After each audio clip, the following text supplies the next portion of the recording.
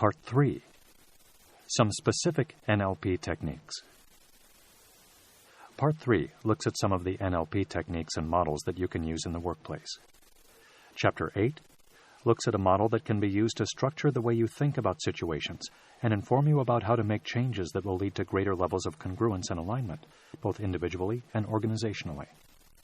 Chapter 9 describes how you can alter the way you think about situations that might previously have challenged you or where you respond in unhelpful ways. Chapter 10 covers how to get into a useful state, almost at the click of your fingers, and how to use these principles at work. Chapter 11 covers an extremely useful technique that will help you see other perspectives and which can be used in a variety of business situations. Chapter 12 discusses how to influence in conversation the way colleagues and clients perceive situations and how to turn negatives into positives. Chapter 13 follows from the principles of Chapter 12 and explains methods to change other people's beliefs during conversation. A word about NLP interventions. Part 3 describes how to use various NLP techniques to make changes in the way you think and feel about a situation. In NLP, we call these techniques interventions. Throughout the whole process of any intervention, it is essential to ensure that you are in rapport with the person or persons you are interacting with. Chapter 5. You use sensory acuity to calibrate how the other person or persons is or are feeling. Chapter 5. You will also find it extremely useful to bear in mind, and use where appropriate, representational systems, predicates, and I patterns, Chapter 6, and relevant aspects of the different language models, Chapter 7. Before starting the intervention, I often find it useful to ask my clients to rank their current situation or response on a scale of 1 to 10, and their desired situation on the same scale, and how they would know, in 10 to 20 minutes, the typical duration of interventions, that they were at the desired score and had achieved what they wanted from the exercise. By way of an example, if a client is nervous about going for an interview, they may feel 4 out of 10 confident and would like to feel 9 or 10, and they would know that they would be feeling 9 out of 10 if the knot they had in their stomach at the thought of the interview disappeared, and if they were looking forward to the interview. This scaling exercise is a useful way to focus your mind and to provide a check to know that the intervention has worked. One of the essential aspects of doing interventions is that the consequences of making the change to your thinking, feeling, and hence behaviors are fully considered beforehand. This is known as doing an ecology check. You learned about ecology from Smarter Goals in Chapter 4. The 4 ecology questions can be extremely useful. I recommend that you do ecology checks by asking yourself, or your client if you are coaching or managing them, the following questions. Are there any negative consequences whatsoever about making the change that will result from the intervention? For example, following on from the previous example, could feeling 10 out of 10 confident about the interview lead to a blasé attitude? Ideally, there should be no negative consequences. What are the positive consequences? List or think of as many as you can, starting with the professional impact, and then, if possible, the knock-on benefits, for example, on your home life and health. The more you can identify, the more successful the intervention is likely to be, because you will be more motivated to do it. You can use the 4 ecology questions instead of, or in addition to, the questions about negative and positive consequences. On a scale of 0 to 100%, where 0% means you don't want to do this, and 100% means you absolutely do want to make the changes, how much do you want to do it? My suggestion is to proceed only if it's 100%. Occasionally, there will be some minor negative consequences of doing the intervention. For example, doing well in an interview might mean a temporary increase in workload or pressure if you get the job or promotion. If this is the case, check that the benefits significantly outweigh the minor downsides. Some advice.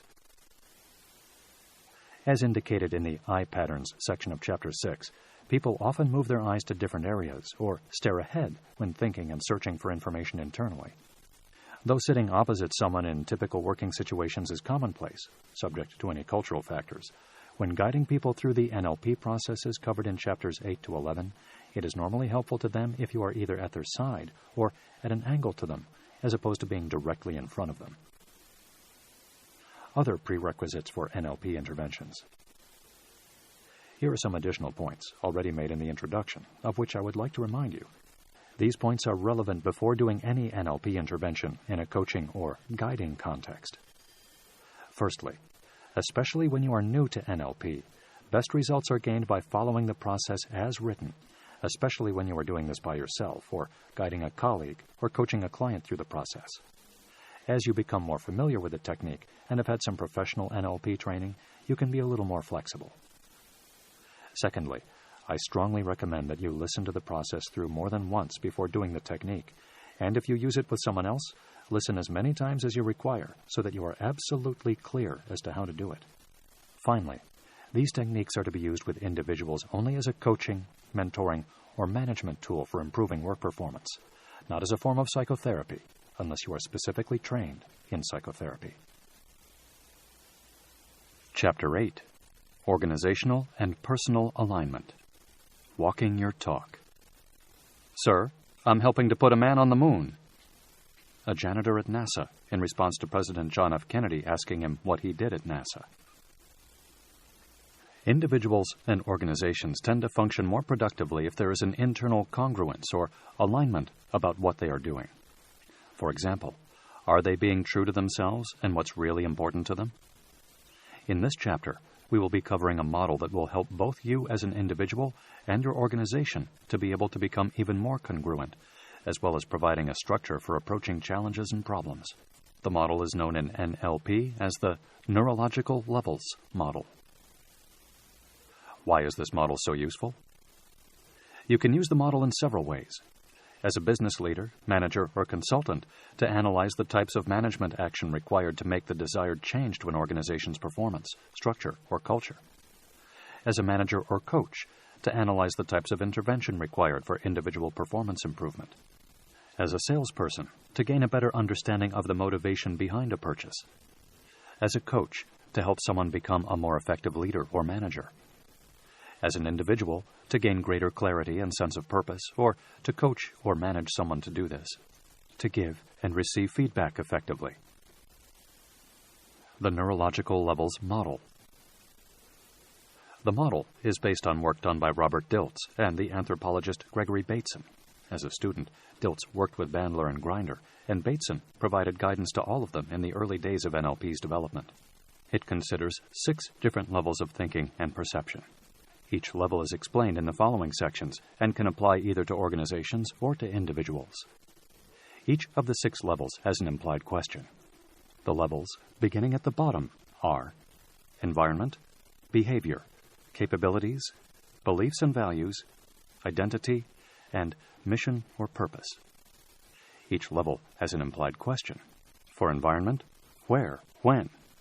Behavior, what. Capabilities, how. Beliefs and values, why.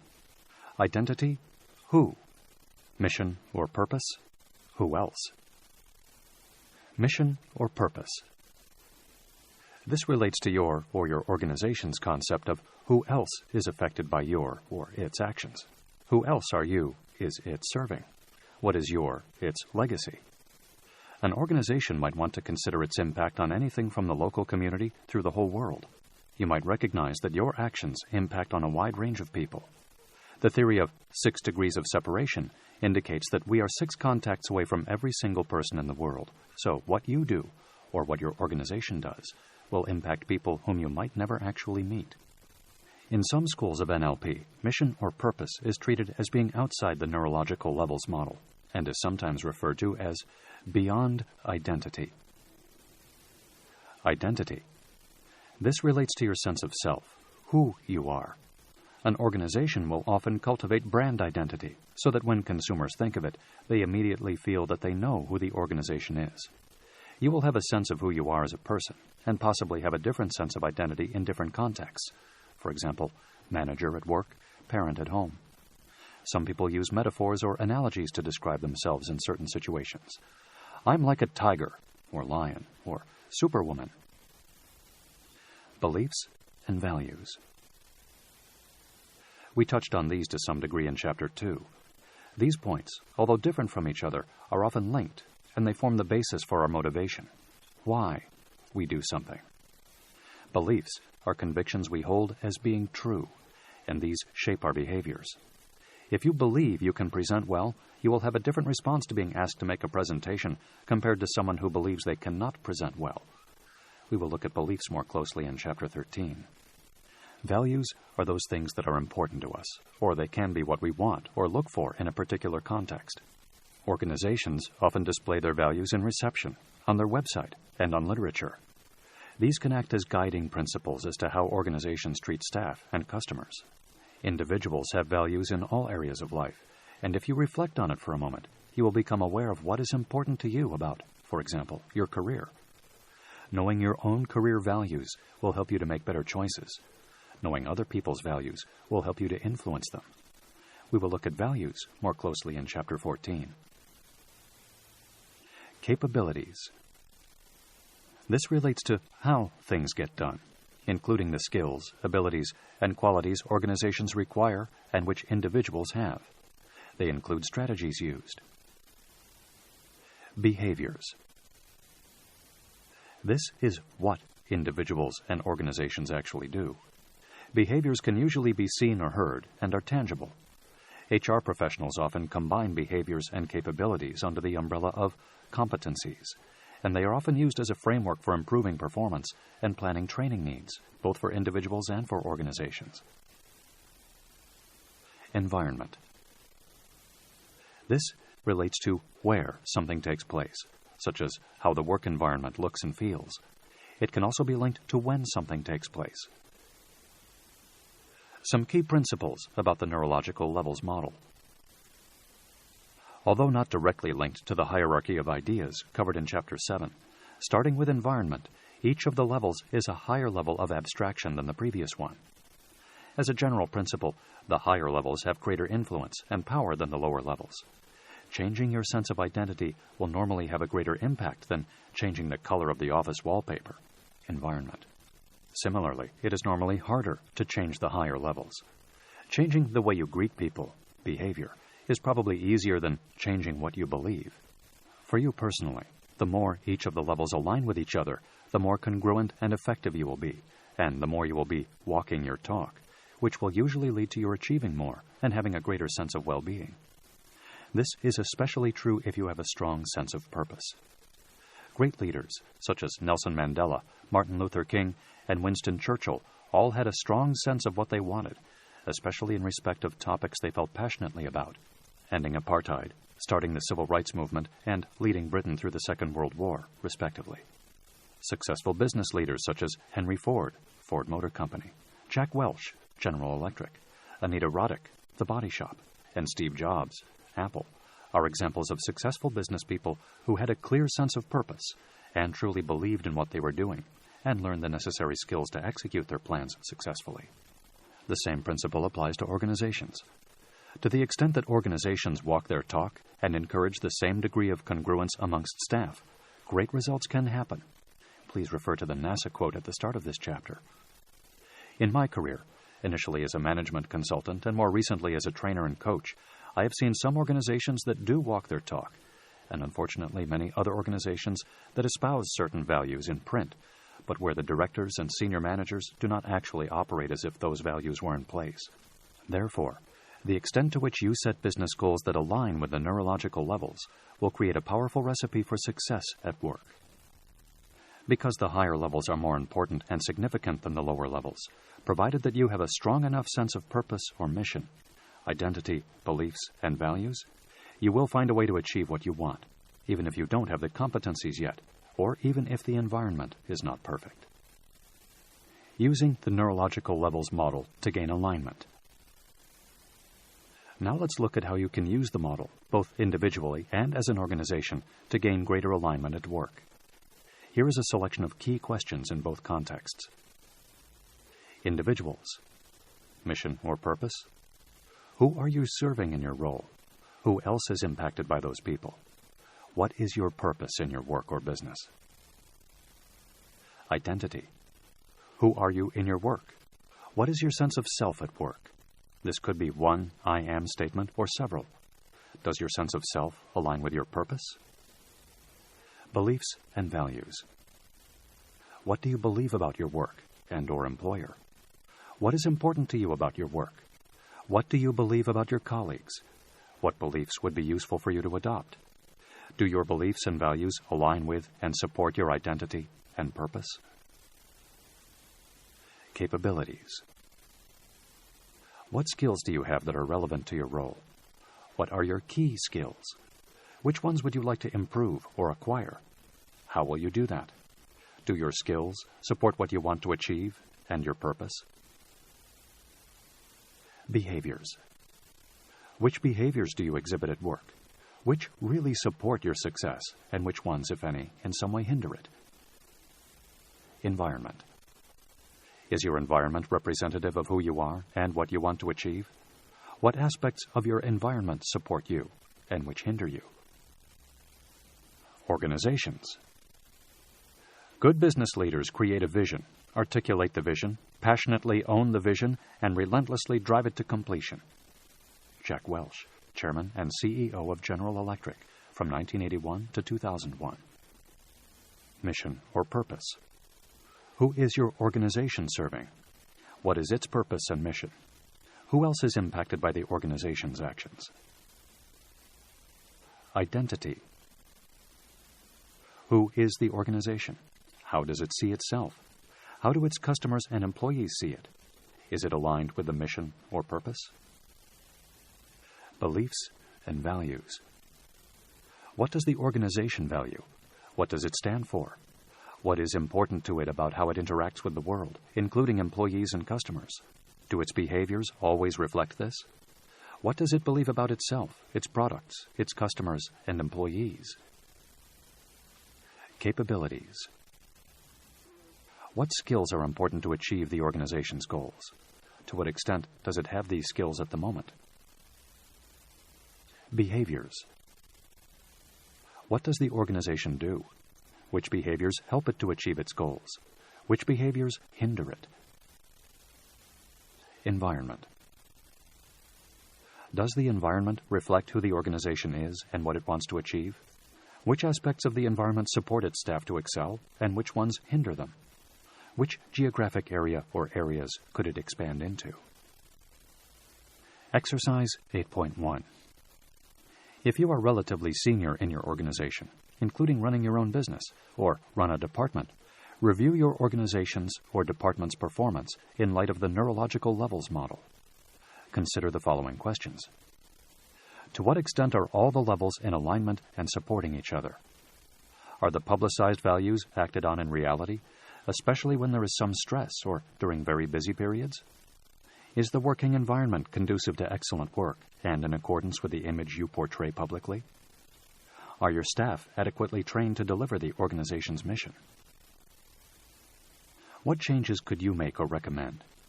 Even if you are not in a senior position, running a business or department, you could still benefit from doing this exercise because you would develop a greater understanding of the organization or business.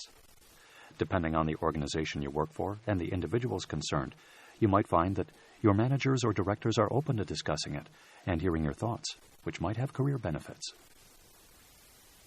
Other applications of the neurological levels model. Organizational change. When making a culture change and seeking to capture the hearts and minds, that is, some of the higher levels, it is important to remember to address change at each level. For example, changing the organization's purpose and mission without addressing the beliefs and values of staff or their capabilities is unlikely to lead to a successful change in culture. Leadership development. You can use the neurological levels model to develop leadership skills, as shown in the following exercise. Management is about doing things right. Leadership is about doing the right things. Peter F. Drucker, management development author and expert. Exercise 8.2, approximately 10 to 15 minutes. Mark out each of the 6 levels on the floor in a line. Starting at environment and working up each of the levels in turn, ask yourself, or your colleague or client if you are a manager or a business coach, the following questions at the respective level. Environment. Where do you lead? Behaviors. Which behaviors do you exhibit as a leader? What do you do? Capabilities. What skills and abilities do you have as a leader? How do you lead? Beliefs and values. What is important to you as a leader? What do you believe as a leader? Identity. Who are you as a leader? What's your sense of self as a leader? Mission or purpose. Who else are you serving as a leader? Who else is impacted when you lead? At mission or purpose, pause and really consider who else you are serving in your role as a leader or manager, and then turn around and look back along the 5 levels, noticing any insights you might have. Then, return to each of the levels below mission or purpose as follows. Identity. Who are you now as a leader? What's your sense of self now as a leader? Beliefs and values. What is important to you now as a leader? What do you believe now as a leader? Capabilities. What skills and abilities do you have as a leader? What skills would you like to learn or acquire? Behaviors. Which behaviors do you exhibit as a leader? Which behaviors would you like to change? Which behaviors would you like to learn or adopt? Environment. Where do you lead? Where else would you like to lead? After returning to environment, move to the side and step back to notice what you have learned and what action or actions you will take. You can also use this exercise in different contexts apart from leadership. For example, to improve your ability as a manager or salesperson. Giving and receiving feedback. One of the NLP presuppositions is that people are doing the best they can and that their behaviors do not represent their identity. From the neurological levels model, it is important as a manager to recognize that even if someone's behaviors might seem unusual or unhelpful, this is not who they are as a person, identity, and that it is far easier to change behaviors than to change a person. Another useful NLP presupposition is that there is no failure, only feedback. A really useful feedback model is as follows. What did your colleague do well? Speak about behaviors, such as, you drew lots of relevant flip chart diagrams, rather than identity statements, such as, you are an excellent presenter, so that the colleague knows what to repeat. What are 1 or 2 things, that is, behaviors, that they could do to make it even better? Stay at behavioral level, as behaviors are relatively easy to change. Keep eye contact is something a colleague can work on. You can't deliver to a large group, capability level, or even worse. You're a nervous presenter, identity level, doesn't help a colleague know what to do, and it can be disempowering. Finish with an overall positive statement, either at behavioral capability or even identity level. You are a good presenter. When receiving feedback, if it is given at a behavioral level, receive it at a behavioral level, and resist any possible reflex action to distort it to be at a capability or identity level, such as, I'm a bad presenter, identity, or I don't make the audience feel comfortable, capability. Feedback is the breakfast of champions. Kenneth Blanchard, author of best-selling book, The 1-Minute Manager. Selling. Certain consumer items, such as jewelry, sports cars, and designer clothes, could be purchased by someone seeking to enhance their sense of identity, as opposed to purely for certain environments or to be purely functional, behavior. As a salesperson, if you can tune into this, you can use the knowledge to sell at the most relevant level. Problem solving. Consultant, coach, manager. When faced with a challenge or problem, seek to identify at which neurological level the problem is, and then address it at least at that level, or possibly a higher level. For example, let's assume you have a colleague who is not effective when chairing meetings. If they simply do not know which behaviors to exhibit, or do not have the necessary skills, that is, behavior and capability levels, then sending them on a training course to learn new competencies will probably help, especially if the course in some way addresses the importance of chairing a meeting well.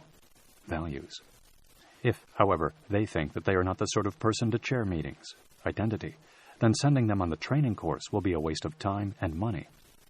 Coaching to address their sense of identity and even to realize how chairing the meeting could fit in with their own sense of purpose would be more effective. Chapter 9. Managing Your Thoughts. How to change the way you think. If you change the way you look at things, the things you look at will change. Dr. Wayne Dyer, author. As we covered in Chapter 2, external events and situations create internal representations, that is, thoughts, inside people's heads. These thoughts take the form of pictures, sounds, including self-talk, and feelings. By changing certain aspects of these three representational systems relating to the experience, you can change the way you think about a situation or event, which in turn changes the way you respond.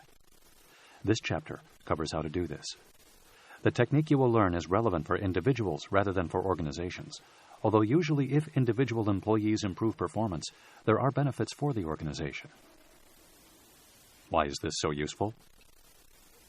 You can use this approach to help yourself in several ways. To feel more confident about interviews, presentations, and meetings with important clients or colleagues.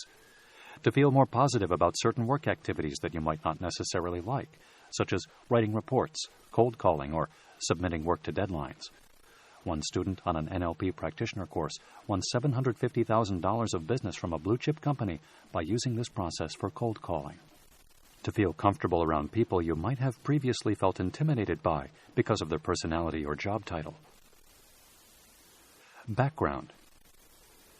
As you remember from Chapters 2 and 6, in NLP, we refer to our senses as representational systems. They are also known as modalities. When people think of a situation, they will instantly have either a picture of it, sounds associated with it, or feelings about it. Usually the internal representation will be in 1, 2, or even 3 of these modalities, and will often happen so automatically that they will not be aware of it. If we just take the visual modality for a moment, the picture will have certain qualities, such as size, big, medium, or small, brightness, bright or dim, and movement, still, slow, medium, or fast. These finer distinctions of the modalities are called submodalities, and their function is to help us interpret and give meaning to the experience. For example, submodalities inform us whether we like or dislike an activity, such as cold calling or chairing meetings. By changing the submodalities, the experience will change. Several books have been written about submodalities alone. It is a topic that requires professionally supervised training before you can use it fully and with other people. In this audiobook, we will cover some of the key elements so that you can use submodalities for yourself at work. Please note that, as with all topics covered in this audiobook, submodalities are to be used for relatively minor situations and responses, not major emotional issues like raging anger or phobias. A little more about submodalities. You will probably have heard people use phrases at work such as, "Put that idea to one side," "the dim and distant past," "the picture is fuzzy," "I hear you loud and clear," "this is a big problem weighing heavily on my shoulders." Each of these phrases indicates some key submodalities that the speaker is using, even though the speaker almost certainly doesn't realize it. Table 9.1, available in the companion PDF to this audiobook, shows a list of the main submodalities, grouped under visual, auditory, and kinesthetic. Some of the submodalities are on a spectrum, known as analog, such as brightness, bright as the sun, dim as a coal mine or anything in between, and volume, almost silent to almost deafening, and some are either or, known as digital, for example, three-dimensional or flat, associated or dissociated. When you change certain submodalities, it will make little or no difference to the way you feel about the situation or event, because for you, when thinking about the specific situation, these submodalities are not important. When you change others, it will make a difference, either positive or negative. These are called critical submodalities.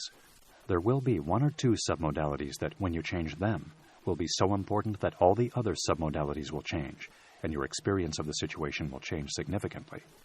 These are called driver submodalities. Though there are some submodalities that tend to be significant for most people, it is important to recognize that you are unique, and the specific submodalities that impact you might be different from those for someone else.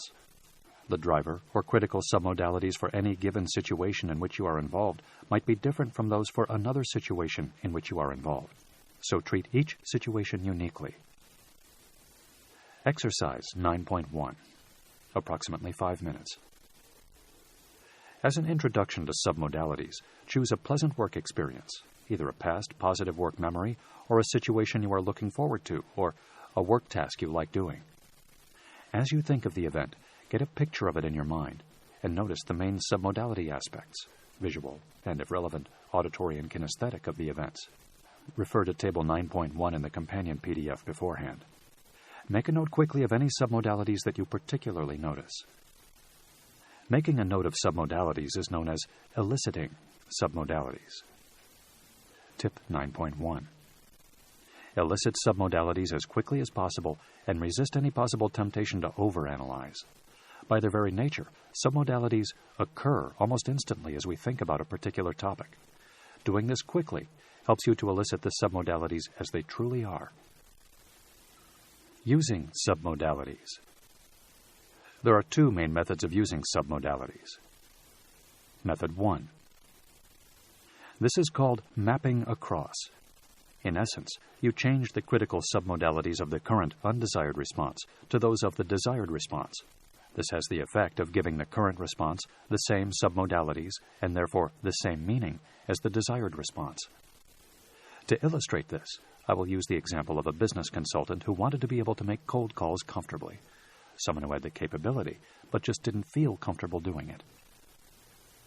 Preparation phase. 1.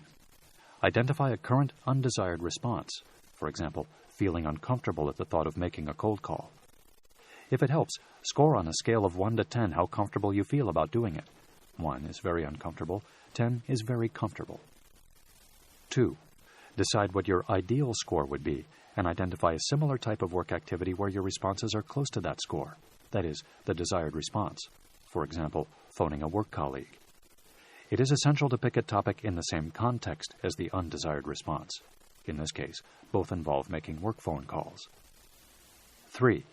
Do the ecology check, Chapter 3, to ensure that there are no or only minor negative consequences of responding to cold calls in the same way as you respond to, in this example, calling colleagues, and that there are significant benefits which far outweigh any possible drawbacks.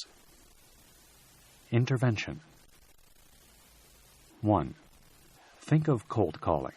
Make a picture, and then, using the following table, Table 9.2, available in the companion PDF to this audiobook, very quickly, remember Tip 9.1, make a note of the main visual submodalities in Column 1. Ask yourself if there are any sounds that are important, and if so, elicit and make a note of the auditory submodalities. Repeat with the kinesthetic submodalities. I suggest that you use abbreviations where possible to help you do this quickly. Example, B for black and white. 2. Clear your mind and then repeat the process, this time with calling a colleague rather than cold calling, and make a note of the main submodalities in Column 2. 3. Mark with an asterisk any differences between the two sets of submodalities. This is known in NLP as contrastive analysis. 4. Bring back to mind the picture of cold calling. For the submodalities that are different, that is, the critical submodalities, one by one, change each cold calling submodality to the same as the corresponding one for calling a colleague. For example, if the cold calling picture is small and the calling a colleague picture is large, make the cold calling picture large in your mind.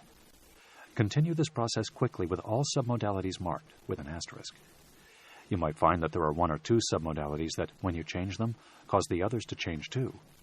This is because these are the driver submodalities. 5. Check how you feel about cold calling. It should now be the same as that for calling a colleague. Then, internally lock into place the submodality changes you have just made. Some people do this visually, by visualizing the changes being locked. Others do this in an auditory way, perhaps by imagining the sound of a food container being closed, or in a kinesthetic way, by, for example, imagining the feel of tying something into place. Do it in a way that works effectively for you. 6. Mentally rehearse making cold calls, that is, the desired new behavior, in several scenarios. This is known as future pacing, when, having just used the NLP technique, you envisage yourself in the future situation, and several different scenarios of these future situations, and notice how your responses are different now compared to how they were. Many successful business people and athletes use this type of visualization of future scenarios. Method 2. This can be quicker and involves a slightly more try-it-and-see approach. The preparation phase is the same as in the first method. Intervention. Think of the current undesired response, nerves about cold calling. 2. Make a picture of cold calling and change one visual submodality and notice whether it makes it better, worse, or whether there is no change. If there is no change, change it back to how it was. If you chose a digital submodality, such as color or black and white, or three-dimensional or flat, and it makes it worse, change it back to how it was. If changing an analog submodality, such as distance, size, or brightness, makes it worse, change it to the opposite extreme and notice the impact. For example, if making the picture smaller makes your response worse, return it to the size it was and then make it bigger. 3. Retain any positive submodality changes and keep going until your score and response is how you want it to be. Then, internally, lock into place the submodality changes you have just made. 4. Mentally rehearse, future pace, making cold calls, that is, the desired new behavior, in several scenarios. Because this is a try-it-and-see approach, I suggest that you start with the following submodalities, available in Table 9.3 in the companion PDF, as these tend to be more powerful before moving on to the others if required. Under Visual, the submodalities size, location, brightness, distance, and associated or dissociated. Under Auditory, the submodalities of location, direction of movement, volume, loud or soft, speed, fast or slow. Under Kinesthetic, location, size, shape, intensity of feeling, movement, speed, texture, rough or smooth, temperature. Tip 9.2. Generally, making the following submodality changes will increase the impact of a situation. That is, make it more pleasant if it is a pleasant experience, and vice versa. Making pictures bigger, brighter, closer, more focused, three-dimensional, associated, in color, and higher. Making sounds come toward you, louder, not too loud. Making feelings bigger, smoother, warmer, not too hot, have greater intensity. Generally, the reverse will be true to lessen the impact. Exercise 9.2. Approximately 5 to 15 minutes. Pick a situation or response that you have at work that you would like to change. See the Why is this so useful section at the beginning of this chapter for some ideas. Choose one of the two methods outlined in the previous section and do this exercise. Method 1 tends to be more thorough as it targets specific submodality changes, although it might take a little longer because you are working with two sets of submodalities. Method 2 is more random, as you are guessing which submodalities are important. Once you become more familiar with working with your submodalities, you will be better able to know which ones are likely to be critical or driver submodalities, and hence be able to start with those, which can speed up the process. A word about association and dissociation. One of the more useful submodalities is association-dissociation. As a general rule, when people are associated into an event, that is, seeing, hearing, and feeling it as if it were happening right now, they feel it much more than if they are dissociated from it, that is, as if it were happening on a TV or cinema screen. If you happen to think of a situation that causes you some negative feelings, such as feeling overwhelmed or nervous, one thing you can do to gain a more balanced perspective is to step back from the situation so that you can see yourself in it. From this dissociated position, you can take a more considered view of what to do and how to respond. Applications of submodalities at work. We have touched on various situations where this technique can be useful. Other applications include the following. Goal setting. You can change the submodalities to make your goal even more compelling. Also, when thinking about future work goals, once you have associated into achieving the goal and felt how good it is often more compelling and motivating to then make the picture slightly dissociated so that you can see yourself achieving the goal rather than associated having already achieved it, which could cause a loss of motivation. Selling and advertising. You can use some of the language of submodalities linked to predicates to make your product more appealing. For example, if you look closely at our new product, closely implies that the picture is near. Presentations, interviews, meetings, or any work situation where you feel less positive than you would like? Adjust the submodalities when you think of the situation to make the feeling just right for you.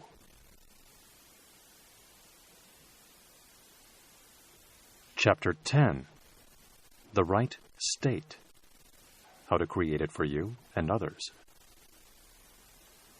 You cannot control what happens to you, but you can control your attitude towards what happens to you. And in that, you will be mastering change rather than allowing it to master you. Brian Tracy, author, entrepreneur, and motivational speaker. In the last chapter, we looked at how you can change your internal representations to lead to changes in behaviors and results. In this chapter, we will be covering how to change your state and influence other people's states, which, as you will remember from the communication model, is another way to change behaviors and results. The NLP term for managing state is known as anchoring. Why is anchoring so useful? Being able to change your own state and influence other people's states is useful before and during many work situations where you might feel a little nervous or anxious, including interviewers, both as interviewer and interviewee, presentations, negotiations, meetings, appraisals. The process of setting an anchor for yourself so that you can get into the right state whenever you want to typically takes 10 to 15 minutes, which is a small investment of time for such a large benefit. Anchoring can also be used where you want to help other people to access and feel certain states, such as managing people regarding the previous activities, advertising and marketing, selling. Please note that, as with submodalities, anchoring is to be used in situations where the current problem is relatively minor and related to specific situations. Feeling a little anxious before an interview is relatively common. Feeling wild panic or feeling anxious all the time is outside the scope of this audiobook. An overview of anchoring. An anchor is defined in NLP as a stimulus that leads to a response in other people or yourself. One of the earliest and best-known exponents of anchoring was the Russian physiologist Ivan Pavlov, whose famous experiment with dogs in 1904 showed how they could be trained to respond to certain present stimuli. Anchoring could be regarded as an entirely natural human response, and anchors can be set using any or all of the representational systems. You automatically respond, positively or negatively, to a variety of events, such as the sound of your favorite upbeat music, or at work, the voice of your boss, or most important customer, the sight of your best friend's face, or at work, seeing the managing director walk into the building, the smell of freshly ground coffee, or at work, the perfume or aftershave of your boss, the feel of your favorite freshly ironed shirt or blouse as you get dressed for an important interview, the taste of apple pie like your grandmother used to make. One of the principles of anchoring is that you can create your own stimulus response mechanisms for yourself, and even create or evolve states in other people. If you remember a time when you felt, for example, really excited, and relive that specific event, your state will intensify, reach a peak, typically for 5 to 15 seconds, and then you will return to your everyday baseline state. If you link the peak of the state to a specific movement, such as squeezing your thumb and index finger together, and repeat this process a few times, the state, excitement in this case, and the movement will become neurologically linked, so that if you repeat the thumb finger movement before or during a business meeting, you will feel in the state you have anchored, that is, excited. How to create an anchor for yourself. We will now move on to look at how you can set your own anchor for use in the type of work situations mentioned earlier, or guide someone else through the process. Tip 10.1.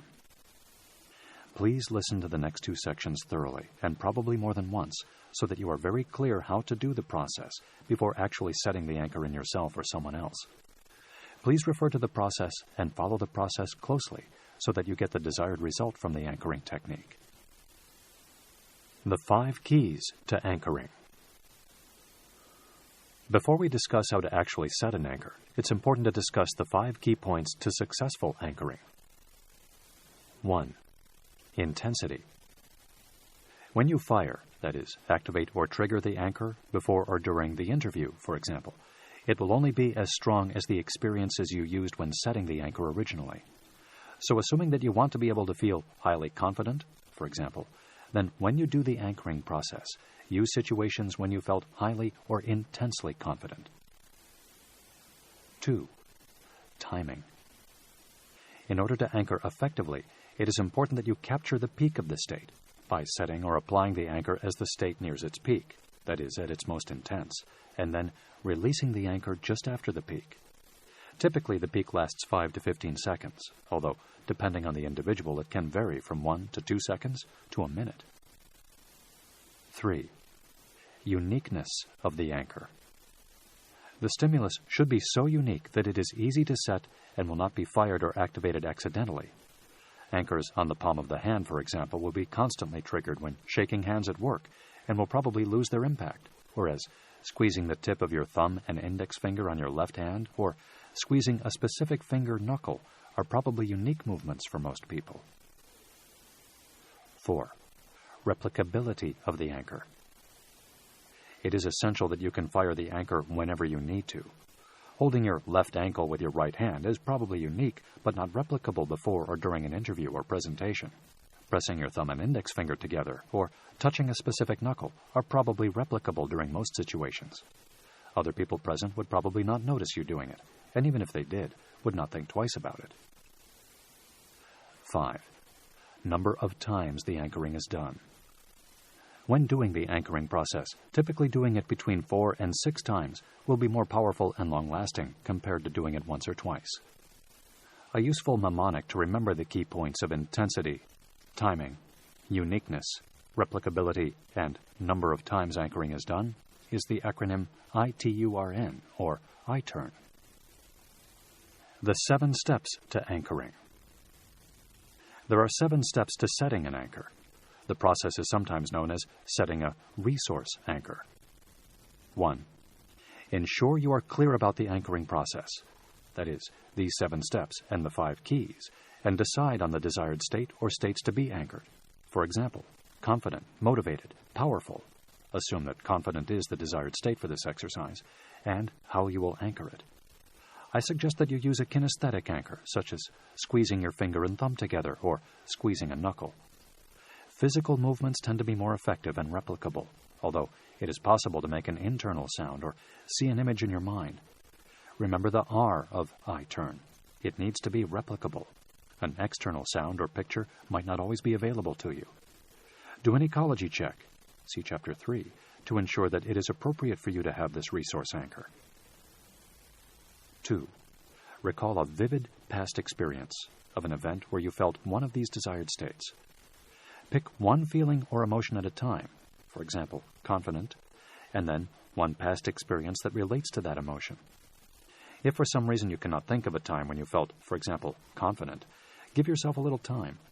Sometimes people cannot immediately come up with a situation, but when they think of one, other memories start flooding back. If that does not work, pretend. Our unconscious mind does not know the difference between an actual event and a vividly imagined one. 3. Make sure you are really associated into that event. In other words, you are reliving it as if you were there right now, not merely thinking about it. See what you are seeing, that is, as if it were really happening right now. Hear what you are hearing, and really feel the feelings of being totally confident. 4. Anchor, that is, apply the stimulus, for example, pressing your thumb and index finger together at the peak of the experience, and release after the peak. 5. Change state. Think about something neutral to clear your mind. This is known as breaking state. 6. Repeat steps 2 to 5 around 4 to 6 times.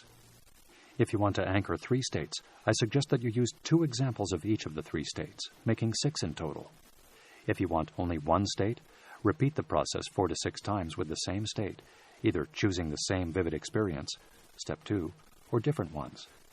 Use the same anchor, for example, thumb and index finger each time. This is known as stacking anchors. 7. Test by firing or activating the anchor. For example, pressing your thumb and index finger together, and notice how you feel. 10.2. Do an interim test, Step 7, after you have done 2 rounds of anchoring, so that if for some reason you are not doing the anchoring process correctly, you will be able to make changes earlier to save time rather than doing all 6 rounds. A word about future pacing. If you have set a resource anchor for a specific event, such as a presentation to an important client, incorporate future pacing in Step 7, mentioned in Chapter 9.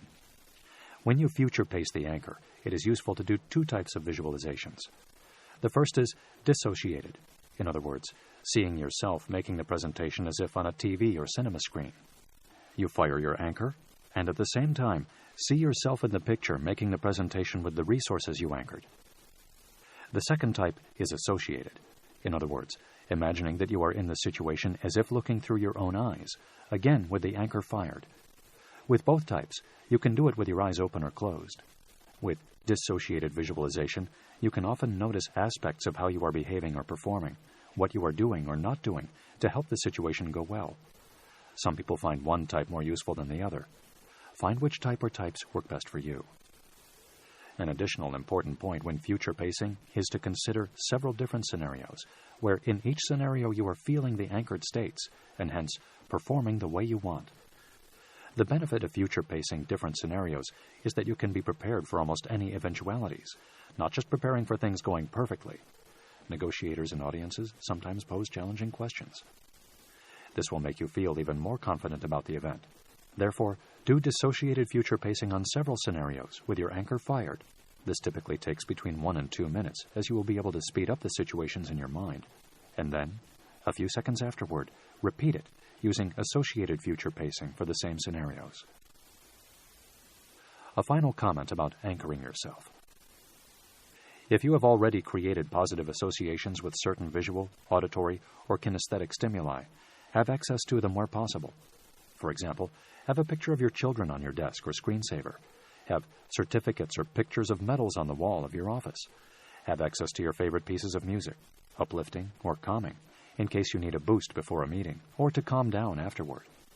If you have a particular item of clothing that makes you feel special when you wear it, you can wear it for important meetings. Exercise 10.1. Approximately 10 to 15 minutes for each type of anchor.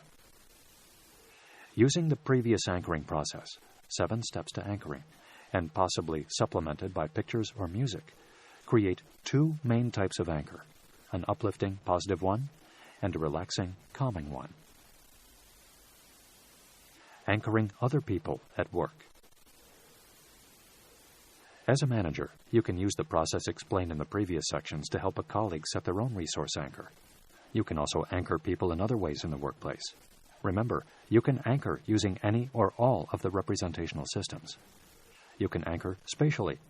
For example, when making a presentation, you can be in one spot when talking about the past, in another spot when talking about the present, and in another spot when you talk about the future. Ideally, these 3 spots would be to the left, center, and right of the stage as the audience looks at you. Having set up these 3 anchors spatially, you can either point to or revisit these spots as appropriate during the presentation to subtly indicate to the audience which time frame you are talking about. Similarly, you could anchor certain states or responses spatially when presenting. For example, talking about an exciting event from one spot and about a negative event from a different spot. You can revisit each spot as appropriate during the presentation to fire the anchor, that is, recreate the state in the audience. You can use stories and metaphors, Chapter 7, to help elicit and create a state in other people, for example, by telling an amusing story or an inspirational one. You can use gestures, words, or voice tonality to anchor others in meetings. For example, when selling, if the client or prospect talks about or shows a certain emotion or response, anchor it with a gesture. When relevant, you can fire the anchor, that is, repeat the gesture later. Story 10.1. Several years ago, I was running a one-day sales training course. By this point, I was an experienced trainer, performing certain aspects of presentations automatically. At the start of the session, I made an amusing comment and the audience laughed. And as they were laughing, I stepped forward slightly on one foot and made a small gesture. A few moments later, the audience were laughing about something, and I made the same movement and gesture. A minute or so later, I inadvertently made the same movement and gesture as I was talking about a mildly amusing situation, and the audience started laughing. At that point, I realized fully how powerful anchoring can be with groups. Exercise 10.2. Approximately 5 to 10 minutes. Make a list of states that could be useful to anchor in other people in your role at work. For example, curiosity. For example, about how competitors or customers will respond, excitement, and ready to take action. Pick 1 or 2 states and choose a way that you could subtly anchor it in others, a gesture, a word, a facial expression, tone of voice, and experiment with it in a suitable working situation. Dealing with negative anchors at work. Just as there are positive anchors, sometimes negative anchors are created. For example, you might feel a little anxious when you hear a particular colleague's voice, or when you go into a particular office because of a previous experience. Again, this explanation is for a relatively minor negative situation. There is a specific NLP technique called collapse anchors, which can be used with an individual and for which specialized NLP training is required. You can use the collapse anchor principles for yourself. Here is a brief summary of the process. 1. Set a positive, strong resource anchor and/or have a picture or hold a small object that creates a really strong positive state for you. 2. The next time you are in the situation where the negative anchor is activated, fire the strong positive anchor and keep doing so until the negative state disappears. Story 10.2. One of my business coaching clients felt anxious whenever he heard his boss approach his desk. I knew that he deeply loved his children and felt wonderful whenever he looked at their photo, remembering them, saying, "I love you, Daddy." I suggested that the next time he heard his boss approaching, he hold and look at the picture and remember his children saying, "I love you, Daddy." He felt so good when this happened that it negated the previous negativity of his boss coming into the office, not just for that meeting, but for all subsequent ones with him. This meant that he was able to deal with his boss in an appropriate way, rather than based on a pre-triggered negative state. Applications of anchoring at work. There are various applications of anchoring at work. Presenting. This includes preparing for the presentation, feeling resourceful during the presentation if there are difficult questions, and using spatial anchors. If you are speaking at a conference and there is a natural spot from where presenters speak, at a specific table or by the lectern, and if the previous speaker has in some way created a negative state in the audience, for example, disappointment or boredom, then, if possible, present from a spot that is different from that of the previous speaker. When you see the audience to be in a good state, you can then move to the natural presenting spot. This acts as a collapse anchor. You can also use a story or metaphor to help create this positive state in the audience. Training. As well as some of the items previously mentioned, you can use music as an anchor to let the group know that the exercise or break has finished. Also, if your courses are spread over modules, you can put the wall charts in the same place as for the previous module, so that delegates immediately feel familiar with the training room. Marketing and advertising. The use of advertising jingles and corporate logos can act as a stimulus that leads to a response in customers. For example, many advertisements seek to create in customers feelings of being attractive and successful, and then link these feelings to their product, logo, and jingle. Coaching or managing. This includes helping clients and colleagues feel at their best in preparation for important meetings or interviews. Chapter 11. Seeing Other Perspectives. A Key to Understanding and Insight. You have got to get along with people, but you also have to recognize that the strength of a team is different people with different perspectives and different personalities. Steve Case, co-founder and former CEO of AOL.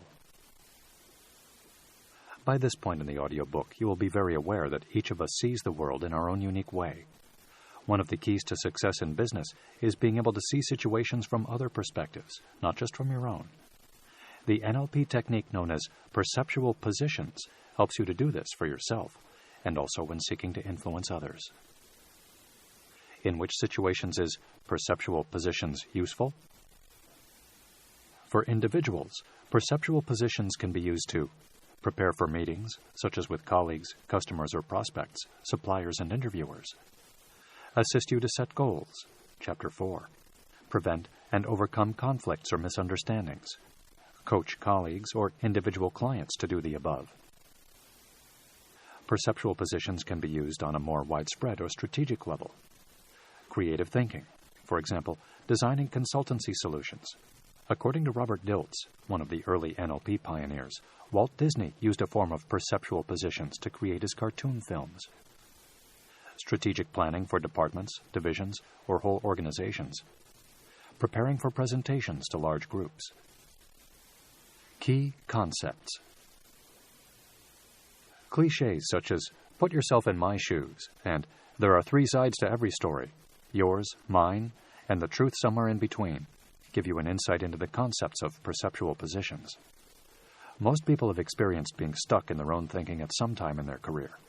This is usually because the person is seeing a situation purely from their own point of view at that particular moment. In NLP, we call this being in position 1, or first position. The perspective of the other person or persons involved is called position 2, or second position. The perspective of a neutral observer is called position 3, or third position. The more easily you are able to detach yourself completely from position 1 and step into a pure position 2 and a pure position 3, the more effective you will be at using this invaluable technique. On my training courses, I quite often hear delegates say that they can see other people's perspectives naturally. Yet, when they do the perceptual positions exercise, explained in the following section, they discover that the technique is even more powerful and useful than they imagined. The reasons for this will be covered later. The perceptual positions process. Let's assume for illustrative purposes that you are using this process for yourself to gain some tips and insight into how to prepare for an important meeting with your boss. Examples of other uses of perceptual positions will be covered in the applications sections later in this chapter. As with the submodality and anchoring interventions in the previous 2 chapters, be clear about what you want from the exercise, how you would know that you have it, and that it is ecological to make the desired changes. The process itself works as follows. Step 1. Mark out 3 spaces, or use 3 chairs on the floor in the shape of an equilateral or isosceles triangle, in a room where you won't be disturbed. The chair or space at the bottom left corner of the triangle represents position 1. The space or chair at the apex of the triangle represents position 3, and the space or chair at the bottom right corner of the triangle is position 2. In this case, position 2 represents your boss, and position 3 represents a neutral observer. Step 2. Stand or sit in position 1 as yourself, looking at your boss in position 2, and ask yourself how you are feeling and what you are thinking as you face your boss. Typically, spend no more than a minute there, enough time to become aware of your feelings about the situation. Step 3. Go toward position 2, and when you are about halfway, break state by thinking of something completely unrelated in order to change your mindset from position 1. Break state was mentioned in Step 5 of the 7-step anchoring process in Chapter 10. Then, move to position 2, becoming your boss. As far as possible, adopt their physiology and posture, and become them. Remember from the NLP communication model how physiology impacts on state and internal representations. See tip 11.1 that follows. Spend as much time as you need, typically between 2 and 5 minutes, to gain insights into what your boss is thinking and feeling about the situation, as they look at you in position 1. Ask yourself questions such as, what do I want from your name in this meeting? What would you like to say to your name? What information would I like from your name? What else? Normally, there are useful insights in position 2. Step 4. When you have taken as many insights as you can, go towards position 3 and break state halfway, as you did between positions 1 and 2. Then move to position 3 as an independent observer of and advisor to the situation, and adopt the posture that you would if you were considering a situation that you were not involved in. Ask yourself, as the observer, questions such as, what advice would I give to both parties? What do I notice about the situation that perhaps those 2 people haven't yet noticed? What do they have in common? What are their common aims? If the person in position 1 did that is, the behavior suggested in the answer to a previous question in position 3, what impact would it have on the person in position 2, and vice versa? Ask any other questions that are relevant to the specific scenario. It is important to be neutral and at the same time to realize that only the person in position 1, that is you, can change as a direct result of this process.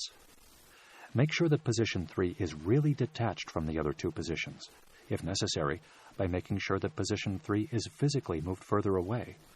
Spend as much time as needed to gain insights about the situation. Step 5. Take what you have learned from positions 2 and 3 and return to position 1, that is you. What actions will you take, and when? How has this new information informed your actions, preparations, etc.? Ask yourself, to what extent have you achieved the outcomes you wanted from the exercise? Step 6.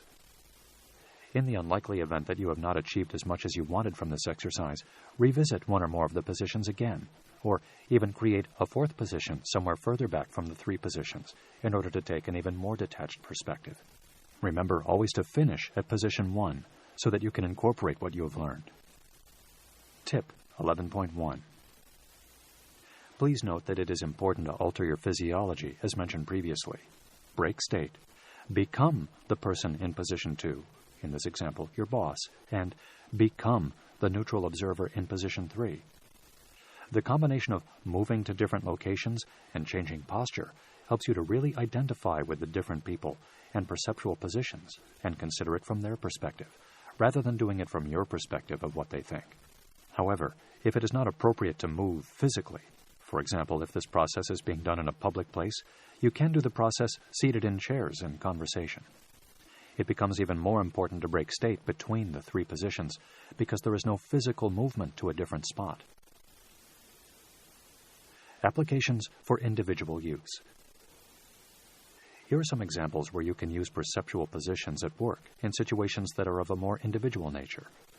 In all cases, position 3 is a neutral observer, and the process would be as outlined earlier. You could do it for yourself, or guide a colleague through the process, or ask the colleague to guide you through the process once they have listened and understood it. Please note that it is essential that the person acting as the guide follows the process and resists any possible temptation to give opinions or ask leading questions. This process works best when the person being guided arrives at their own conclusions. Applications include selling, procurement, and negotiating. You could use this before the meeting to get a better idea of what your prospects, clients, or suppliers could be looking for, or which negotiating stances they might take. Your client or supplier is represented in position 2. During the meeting itself, you might want to get into the mindset of position 2 or position 3. This would be one of those situations where you would use the perceptual positions process or any relevant part of it while remaining in your seat. Interviewing. Again, you could do this to help prepare for the meeting.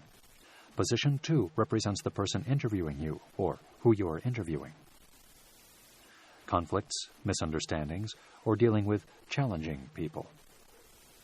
You could do this to help you see someone else's perspective, to help you diffuse a situation. Not a major conflict or one where there are strong emotions attached. This is best done with the support of a qualified NLP professional. Please note that you would not do this in the presence of the person with whom you are in conflict. Do it by yourself so that you can really see their point of view. Position 2 represents the other person in the situation. Consider asking a colleague to guide you through the process, having first listened to and understood the process. Many NLP students say that having someone else asking the questions and having to verbalize the answers forces them to continue answering the questions in positions 2 and 3, and hence gain insights. It also forces them to commit to taking certain actions, step 5 of the process. If you are acting in a coaching capacity, you could guide your client through the process for situations like those in the 3 preceding paragraphs. Story 11.1. Simon, an NLP practitioner, was the human resources director for a large, publicly traded company. One of the directors was an extremely friendly man who happened to be naturally tactile. Unfortunately, a young female member of the staff perceived his natural manner as being sexual harassment and threatened to sue the company, which would have been a public relations disaster for them. Simon spent 15 to 20 minutes taking the director through the perceptual positions process as described earlier. The director really saw and felt how his behavior had impacted the young employee and felt sorry for his actions. Later that day, Simon repeated the process with the young woman. She realized that the director was just being friendly and was like this with everyone and meant no harm. The following day, Simon spoke to both of them together. The director apologized, and the employee dropped her complaint. We can only guess how much this process saved the company in terms of its reputation, legal fees, and associated time taken. Applications for wider use. Here are some of the uses of perceptual positions where the situation involves more people or a larger group. We covered 3 main perceptual positions, but there is no limit to the number. In some of the examples that follow, there will be more than one position too, such as if there are different groups within an audience. Please apply the principles to your own situation. It is recognized that some of the following situations could be applied to individual situations, such as those mentioned earlier, and vice versa. Presentations to groups. If the audience is homogeneous, then one position 2 will be sufficient. However, if there are some subgroups, I suggest that you create a separate position 2, position 2A, 2B, etc., when doing the exercise, with break states in between. For example, you might be presenting to an audience of professionals, in which you might want to have a separate position for accountants, lawyers, surveyors, doctors, etc. Sometimes it is helpful to have a specific person in mind to represent each of the groups during the exercise. Strategic planning. You could create several position 2s: customers, suppliers, competitors, employees, and shareholders. Position 3 could be an independent analyst in the city or Wall Street, or someone doing a consultative report into the position of your company within its market. Departmental planning. This would be broadly similar to the previous point, except that position 2s would probably include other specific departments: marketing, finance, legal, etc. Product design and marketing. In the early stages of product development, you could create different position 2s to represent the different target consumer groups. Making important decisions. You could create a separate position 2 for each of the main parties affected by the decision. Then, have position 3 as the independent consultant. Creative solutions. Walt Disney used a variation of the perceptual positions exercise when undertaking his creative thinking process. He would take his team into the dreamer room to think of the wackiest ideas they could think of, the critic room to think of why all these ideas might not work, and the realist room to pull together the ideas from the other rooms. Creative problem solving. Position 1 represents the current situation. Position 2 represents a time in the future when you have what you want or have solved the situation. And from position 3, you can observe how you got from the present to the future. From position 2, you can also give advice to yourself in the past. Using perceptual positions conversationally. Perceptual positions can be used conversationally with individuals or groups. For example, asking, if the person's name were here now, what would he or she say? Or, if you were that person's name, how would you feel about this? Invites the person you are speaking with to go into position 2. Position 3 thinking can be similarly created by asking, if you were advising someone else about this situation, what advice would you give them? Exercise 11.1. Approximately 15 minutes. Think of a situation where it would be useful for you to have an insight into someone else's thinking about a topic. It does not need to be a major challenge, and you might find it useful to choose a relatively minor situation so that you can get used to the process. Do the perceptual positions exercise as explained in this chapter. Chapter 12. Changing the meaning of events. Turning negatives into positives and handling objections. In times of great stress or adversity, it's always best to keep busy, to plow your anger and your energy into something positive. Lee Iacocca, former president at Ford Motor Company and Chrysler. In Part 3 so far, we have covered 4 NLP techniques: neurological levels, submodalities, anchoring, and perceptual positions, which require a formal or semi-formal process to be followed. In this chapter, we will cover how to quickly change your thinking or that of other people about a work situation that appears negative using a selection of just a few simple questions or statements. In NLP, this is known as reframing. Reframing is essentially making suggestions or statements with the intention of changing the interpretation of the situation. In which situations is reframing useful? Reframing is useful whenever you, or someone else, are thinking negatively about a situation.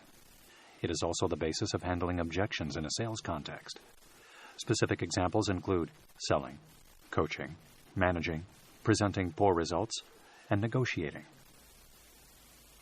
Key concepts. By the very nature of the word, reframing, there is an implicit idea that there is already a frame around an event or situation. From the communication model, you will recognize that the external events are filtered, that is, deleted, generalized, and in particular distorted, through a set of beliefs and experiences, that is, a frame of reference, which leads to thoughts and feelings about the events.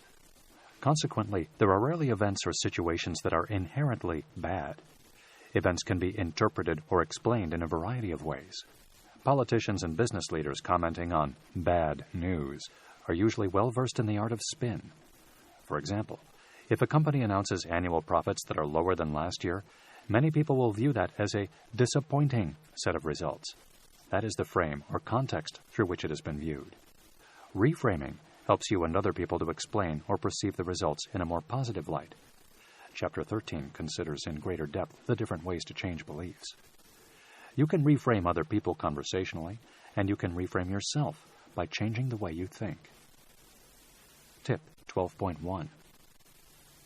Because events can be interpreted in many ways, as far as you reasonably can, without being delusional, interpret situations and events in ways that empower you the most. The two main types of reframing. There are two main types of reframing: context reframes, meaning or content reframes. Let's take each in turn. Context reframe. A context reframe is where you consider the same specific behavior or event in a different context, such as a different time period or different situation, leading to a more positive assessment of the behavior or event. To do a context reframe, you ask yourself, what, where, when would be a different context or situation or place where this behavior or event would be acceptable or even positive? For example, someone's keenness to make sure that colleagues are happy at work might be seen as fussing or a nuisance. But if they were working in a customer services role such as a waiter or air steward, that is, a different situation or context, it would be a big advantage. Examples of different contexts include different time periods, for example, the future, different organizations you'll work for or jobs you'll have in the future, and different cultures or locations. Meaning or content reframe. A meaning or content reframe is where you consider a different and more positive meaning of the same behavior. To do a meaning or content reframe, ask yourself, what else could this behavior or event mean? Or, what's a more positive interpretation of the event? For example, if a boss sometimes shouts at their team, it could be interpreted as being aggressive, which is negative, or it could be interpreted as being motivated and passionate, which is positive. Tip 12.2. A useful way to do a meaning reframe is to change an important word. For example, if a customer says that your service is too expensive, you could reframe the word expensive and reply, we offer a premium product at a price you would expect. I expand on this later in this chapter when covering how to handle objections. Practical tips for reframing. To repeat an earlier point, reframing is essentially making suggestions or statements with the intention of changing the interpretation of the situation. If the person you are speaking to does not take on board the different way of looking at the situation, there's no problem, because, after all, you're just voicing a thought. That said, there are some important guidelines for reframing other people that will significantly increase the likelihood of their accepting your reframe. Please ensure that 1. You have permission, implicit or explicit, to reframe the person. For example, as a coach or trusted colleague, you would almost certainly have permission. If you are not sure, ask something like, is it okay if I offer you another perspective on this? Or, are you okay to talk more about this? I have coached clients who have been irritated by someone at work who was trying to put a positive spin on an event, almost certainly with the best of intentions, yet it was not the right time to do so, or my client simply didn't want that particular person to do so. 2. The person is open to being reframed. Most people have had moments when they are upset or annoyed, and any further discussion at that moment would not be helpful. 3. You are in rapport with the other person. Sometimes reframes can appear flippant or humorous, so make sure that you are in rapport. Chapter 5. 4. The reframe is plausible. It does not have to be true, merely a plausible alternative view of the situation. 5. You say the reframe as if you believe it, particularly given the previous point about rapport. 6. You have some knowledge of how the situation is a problem for the other person, so that you can choose a reframe that is appropriate for the other person, based on their point of view, rather than choose one from yours. This links to the NLP presupposition of respecting other people's point of view. See Chapter 3. Where practical, ask the person how the situation is a problem for them.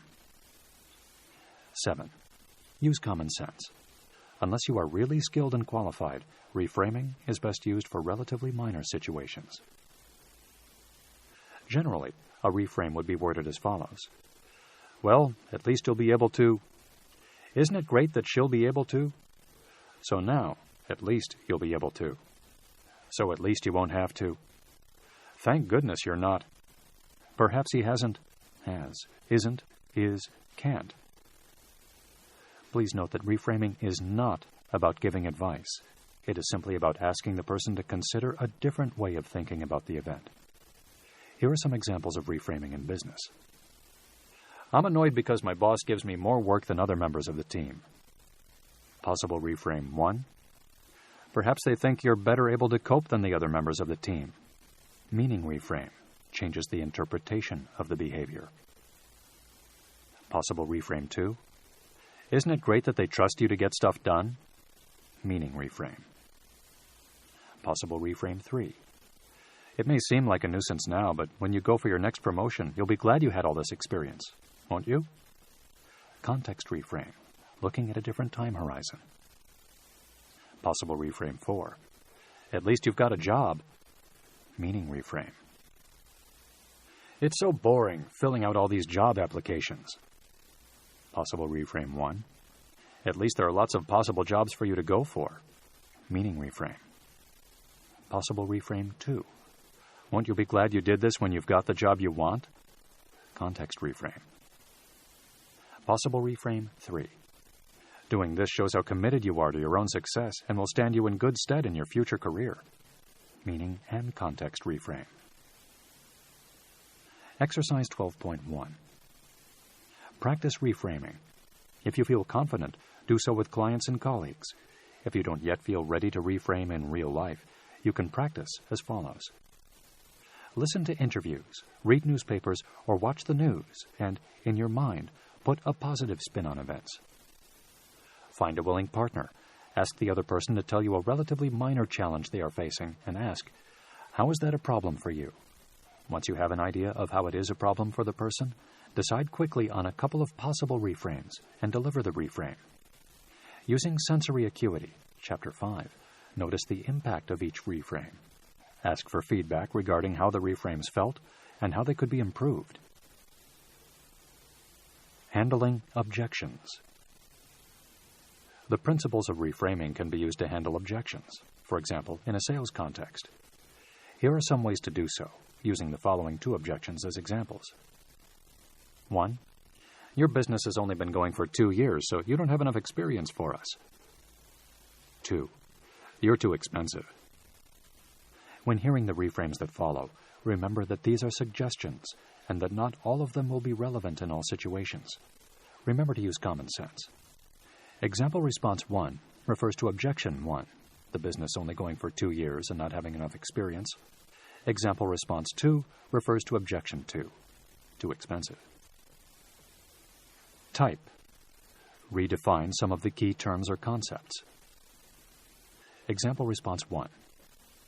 It's because we are so new to this market that we can come up with innovative solutions with our fresh approach. Example response 2.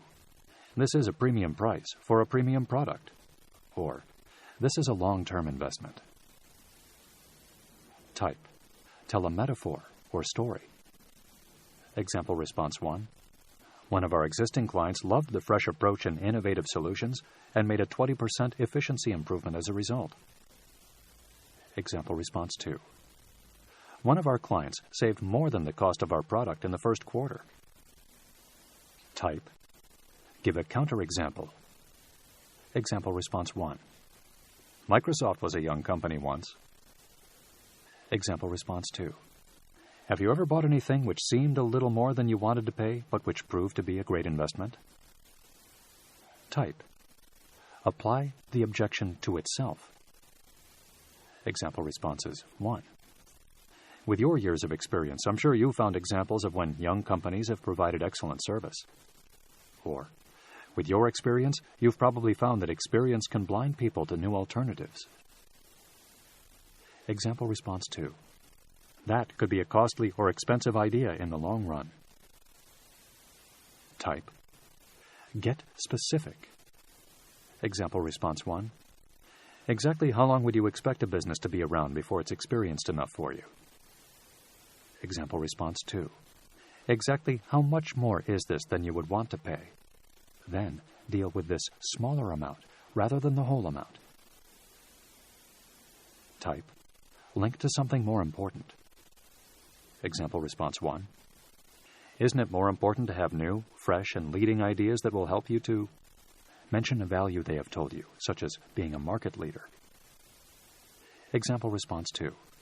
Isn't it more important to blank than to concern yourself with a relatively small amount of money? Type. Think outside the box.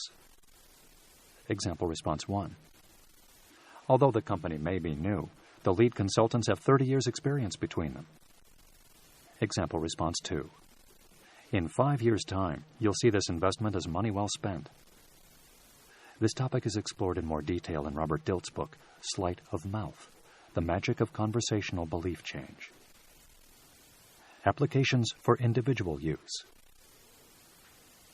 You can reframe yourself or your colleagues in the following types of situation. Stimulating clients' or colleagues' thinking. Examples include where they do not know what to do next or can see only a small number of alternatives, in which case reframing can help them think outside the box. Managing staff, to help provide a rationale for taking a particular course of action. Turning disappointments into opportunities. Examples include not winning a sale, not being successful at a job interview, and not getting a promotion. Overcoming challenges. Examples include responding to other people's inefficiency or apparent intransigence and meeting deadlines. Making unpleasant tasks seem more pleasant. Doing routine work such as filing, difficult conversations with colleagues or customers. Handling objections. For example, when selling or persuading colleagues about your ideas. Applications for wider use. You can also reframe in these situations. Handling objections when presenting to groups. Examples include pitching for large-scale contracts and answering questions from attendees or delegates at a training seminar. Training staff to handle customer queries. Customer-facing staff can be taught how to reframe. Press releases. If there is some bad news, such as poor profit figures, you can use the principles of reframing to paint the situation in the most positive way.